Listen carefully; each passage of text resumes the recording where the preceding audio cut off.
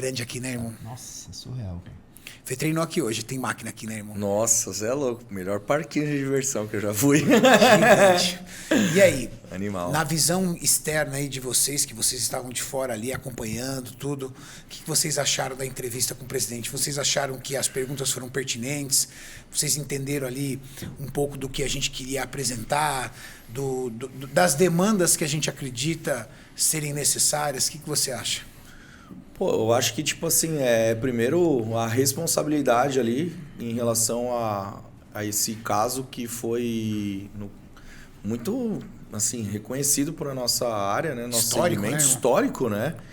Então, acho que a responsabilidade muito grande, até eu consegui enxergar um pouco do nervosismo na situação, a tensão na realidade, né? Com o presidente, porque, cara, querendo ou não, pode falar bem, mal, independente do que seja. É o presidente, é o pica das galáxias que está aqui, que é o que faz toda a situação acontecer. Ou não faz, não importa. Ele que está na sua frente, você tem que saber as perguntas, o jeito de falar. Então, acho que na situação, no geral, acredito que teve um equilíbrio muito interessante, né? Então, a responsabilidade em si ali era também de não ocasionar nem negativamente e nem positivamente. Ficou naquele meio equilíbrio que foi bem bacana. E agora, para o nosso lado fitness, foi importantíssimo. O meu objetivo, Bruno, acima de tudo, era deixar claro que ali, por mais que a gente saiba que o presidente queria fazer campanha, o nosso objetivo não era fazer campanha para ele. O nosso objetivo era fazer perguntas específicas que nunca ninguém fez para um presidente. Muitas pessoas comentaram: pô, vocês não falaram sobre economia? Eu não sou economista. Ah, vocês não falaram sobre o desemprego? Não é minha área. Mas quantas vezes alguém perguntou, por exemplo, para o presidente sobre ter deixado os professores de educação física e a aula de educação física fora do ensino fundamental? Ninguém parou para perguntar. Por quê? Porque para as pessoas isso não é uma demanda importante. Nunca ninguém parou para o presidente e passou uma proposta do tipo: por que não ensinar um pouco sobre base de nutrição para as crianças, para que eles aprendam a fazer escolhas saudáveis? Por que não ensinar um pouco para as crianças sobre finanças para eles aprenderem a lidar com dinheiro? Aí você olha e fala assim: cara, nós temos que falar do ensino básico, do mínimo do mínimo. Ah, é? Uma criança, se aprendesse o básico de nutrição, reduziria a taxa de obesidade. E quem é que combate depois essa obesidade? Ninguém. As doenças da obesidade vai parar na onde? No SUS. A falta de professor de educação física, a falta da aula de educação física no ensino fundamental, tira das crianças o aspiracional para o esporte. O esporte é atividade física, é gasto calórico? Sim, mas vai muito além. Esporte é disciplina, cara. Exato. A gente aprende sobre equação de primeiro grau e equação de segundo grau. Só que as crianças não têm noção de como administrar o próprio dinheiro. Quantas vezes você vai... É importante aprender equações? Claro, mas quantas vezes você vai utilizar isso na sua vida? Agora, se você tivesse uma base sobre o que é investimento, o que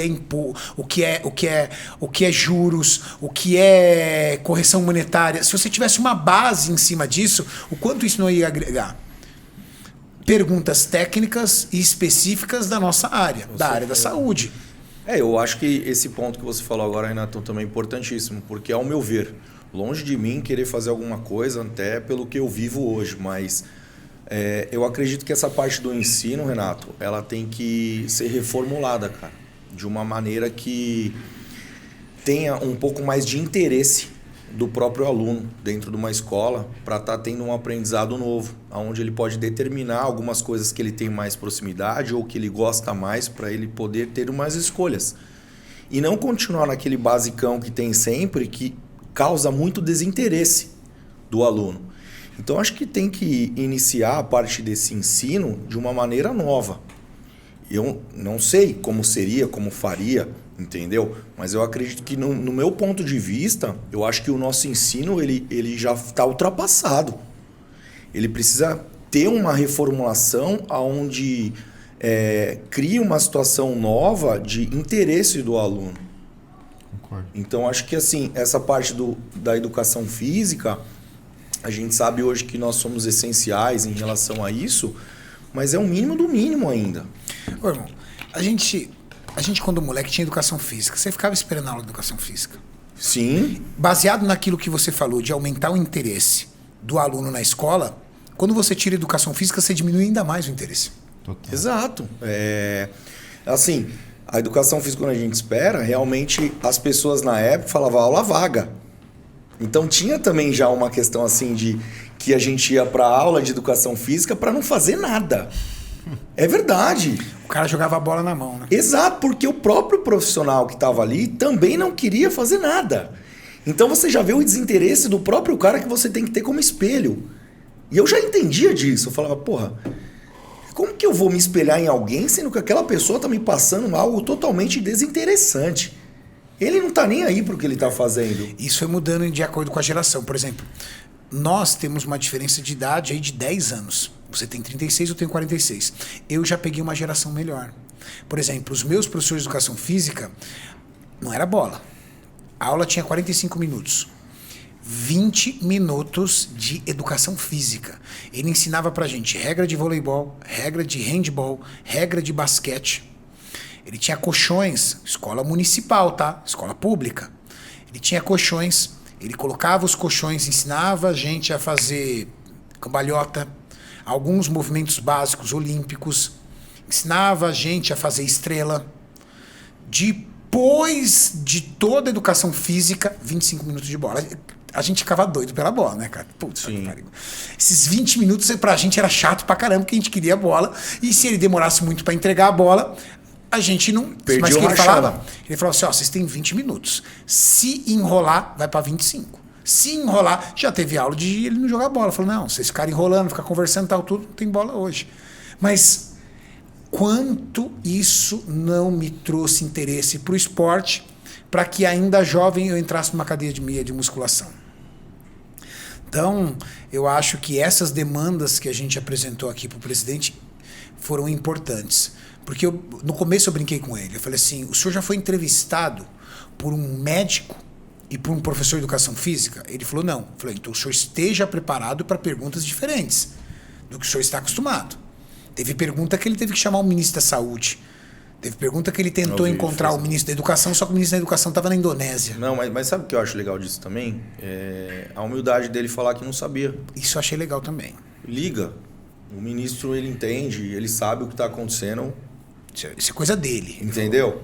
Então, tipo assim... Também o Muzi quebrou ele. O Muzi perguntou sobre residência médica, mano. Aí lascou, né? Eu vi. Ele olhou pro Muzi e falou assim, porra, Muzi. Me ajuda aí, né? Me ajuda aí. Parabenizar, foi um momento histórico aí pro esporte, né? Quem acompanha, quem ama esse esporte sabe, né? Da importância, né? E também da referência que vocês são. Falar também desse aspecto técnico super importante, como o Felipe falou, também acredito muito que a gente precisa de matérias extracurriculares, né? Nas férias, né? Fora da grade normal, curricular, tentar agregar mais essa situação do esporte, porque enquanto delegado de polícia eu sei, não é só questão de saúde, também questão de segurança, envolve muito o esporte enquanto tirando essas molecadas da criminalidade mesmo. Então eu acho que foi muito bom e com certeza ele vai refletir e vai levar em consideração, né? Um possível próximo governo. Bruninho, foi legal, porque uma outra coisa que eu gostei da resposta dele nesse aspecto. Quando eu cobrei ele dos professores de educação física, ele virou e falou assim, Renato, ele falou, Cariani, eu poderia falar para você que eu ia resolver. Qualquer outro político aqui no lugar, sentado aqui no meu lugar, qualquer outro candidato, ia falar, não, pode deixar, eu vou resolver. Mas o cara não vai resolver. Sabe por quê? Porque não tem dinheiro. Não tem dinheiro. Ele falou assim, a folha do servidor público é de X milhões de reais lá, que eu não me recordo o número ao certo, mas era uma quantidade absurda. Ele falou assim, faz 3 anos que o servidor público não tem aumento. Eu tenho que dar aumento para esse servidor público, afinal de contas fazem 3 anos que essa categoria não tem aumento e não tem dinheiro. Ele falou assim, o que eu posso te prometer? Que eu vou pensar sobre isso, principalmente pelo ponto de vista que você colocou, que é a questão da disciplina, da educação em favor do esporte e do combate à obesidade. Vou pensar isso como muita maturidade e tentar então descobrir aonde eu pego o dinheiro. Mas garantir para você eu não vou garantir. Porque se eu fizer essa promessa para você, eu corro risco de falhar e eu não vou fazer essa promessa. Pô, eu achei isso legal, porque pelo menos ele admite que isso é importante, mas também admite que corre o risco de não fazer, não vira promessa, entendeu? Exato. Mas isso é importantíssimo. Né? Não é porque você está em campanha agora que você tem que sair falando um monte de coisa que talvez você não consiga executar. Então, uma das minhas coisas, quando eu vim para vereador em 2020, que eu falei, vou fazer campanha, a galera pediu tanta coisa. Eu falei, calma, não é assim, você acha que eu vou chegar lá e resolver tudo? O Brunão tá há mais tempo aqui, eu comecei com ele em 2018, eu fui assistente especial parlamentar do Bruno. Lembro. A gente foi, correu na campanha, ele falou, Fê, tudo que vier de esporte aqui, tenta entender, tenta ver o que cabe a nós executar, mostrar, tentar entender os profissionais de educação física, conversa com eles e vai trazendo. E foi esse trabalho que a gente foi fazendo. Dentro de tudo isso, as pessoas me perguntam, mas Fê, por que política? Eu falei, cara, quando eu iniciei política, o Bruno estava lá junto comigo como um delegado, como uma pessoa realmente que eu acredito, que eu confio, e ele chegou e falou, irmão, dá sim. Eu tive que ter um cara realmente de muita proximidade minha para poder falar assim, o nosso caráter tem como dar continuidade para o bem. A gente consegue. Eu falei, mano, política remete à corrupção. Política remete à roubalheira. Promessa vazia. Promessa vazia. Cara, tem, por Será? exemplo... E aí eu enxerguei isso com o Bruno. Porque eu vi ele executando, eu vi ele fazendo e eu estava do lado dele. Eu fiquei 1 ano trabalhando junto, correndo com profissionais, esporte, ele na parada dos animais. Falei, cara, acho que dá pra gente melhorar sim. E aí, aos poucos, eu fui indo. Quando você falou desse comentário em relação aos valores que tem de pagamento, tudo, quando eu entrei na Secretaria de Esporte como diretor, fui diretor de DGPAR dentro da Secretaria de Esporte, eu peguei os valores anteriores da Secretaria, que era, se eu não me engano, de 800 milhões destinado ao esporte, em 2019, e em 2020 chegou na minha mão 241 milhões a ideia. Falei, cara, mas por que diminuiu tanto? Entrou pandemia, Nossa. começou a ter buraco de tudo quanto é lado. O Brasil teve que unir o dinheiro da força para o emergencial de saúde. Exato. Então acabou ficando um negócio muito mais doido. Aí fudeu com a educação, com o esporte, segurança pública, a gente já era tudo fudido. E agora estamos pior. Aí aos poucos foi melhorando, ajustando, voltando, né? Mas se for pensar em todos os problemas, cara, acaba que a gente não tem condições de executar nada. E é muito comum, né, Bruninho? Por exemplo, eu vejo umas coisas, pô, cara, eu sou um cara esclarecido, né? Eu leio, estudei minha vida inteira. Cara, você vê deputado fazendo promessa que não tem nada a ver com ele, não tem esse poder público. Então, aí Sabe? a gente fala pra tomar cuidado, cara, né? É muito louco. Ah, mas eu vou votar no deputado fulano, sabe por quê? Porque ele disse que vai aumentar o valor da cesta básica. Você tá louco, ele não tem esse poder, velho. A mesma coisa, eu vou virar aqui pros policiais e falar, ó, eu vou aumentar o salário de todo mundo da polícia. Acho que merece. Merece pra caramba. Só que não é minha competência, não tenho... Você não é governador? Eu não tenho a caneta, eu posso cobrar. Agora, prometer situações que você não vai cumprir, cara... Mas os caras prometem, velho. E tem gente que vota, Renato. Tem gente que vota, é isso que me deixa triste, sabe por quê? Porque o cara é tão inocente que ele não sabe nem o poder de cada um da sua área específica. Ele não sabe qual é a alçada de um vereador, a alçada de um deputado estadual, a alçada de um deputado federal, de um prefeito, de um governador, de um senador e de um presidente. Ele não sabe, cara. E aí o cara vem, ele vê uma galera humilde, um pessoal humilde, fala assim, olha, eu vou aumentar o policiamento aqui no bairro. O cara não consegue fazer isso, não faz parte dele, cara. É umas coisas muito loucas, essa época é complicada. E eu fico revoltado quando vejo isso, Bruninho. Eu também, mas não posso falar porque o pessoal briga comigo da equipe. Briga com você. Mas eu acho que um gancho importante dentro dessa conversa também é que as pessoas tentem entender melhor essa despolitização. Porque é o fato do cara não estar nem aí pra nada. Ele não parou pra ler qual é o trabalho real do Bruno. Ele não parou pra ler qual é o trabalho real do Felipe. Ele acaba escutando o que de repente uma pessoa ao lado dele fala e ele compra a ideia. Ele não tá indo com a própria ideia. Por isso que a gente fala do voto consciente sempre. Você tem que entender o cara que você realmente vai apoiar pra não dar merda lá na frente. Porque se der merda foi você que colocou o cara. Então assim, a despolitização é o cara não entender qual é o candidato dele e o que ele vai fazer pelas pessoas e o que ele pode fazer. Uma das coisas que eu falei, porra, vou começar uma campanha. A gente conversou junto, eu e o Bruno, no gabinete, falou, vamos tentar, vamos fazer, vamos. Eu não vou vender fumaça, isso a gente já sabe. Vender fumaça é a pior coisa que tem, irmão. E o que é vender fumaça? Vender fumaça é tipo assim, joga no ar... Só fala bosta. Só fala o que dá, o que acha que tipo assim, vai acontecer, se der, deu, se não der, foda-se. Não tá certo, porque se depois lá na frente eles me cobrarem, já é errado. Essa cobrança ela tem que existir sim. porque realmente ela vai existir de algo que eu falei, mas que eu falei que vai ter uma execução. Aí eu tenho que sentar, pegar minha equipe, estudar tudo que pode ser feito em relação, por exemplo, um projeto de lei nosso dentro na vereança. A virada esportiva, a gente realmente trabalhou para a virada esportiva virar lei. São 2 dias, é um final de semana? Mas é um final de semana que movimenta 2.500 pontos dentro da cidade de São Paulo, que pode motivar outras pessoas que não conhecem. As nossas feiras fitness que acontecem, Mr. Olympia, Arnold Classic, são movimentações de 70, 80 mil pessoas que passam num final de semana, que talvez dessas 80 mil pessoas, 10% delas não conheciam o nosso trabalho. E o que você fez ontem, que realmente foi algo para o Brasil, né?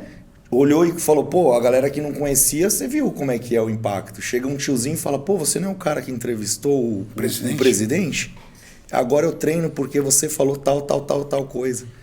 Conscientizou, né? Então acho que essas ideias elas têm que ser mais compactuadas para a gente poder realmente chegar num consenso e ver o que pode ser feito sim ou não.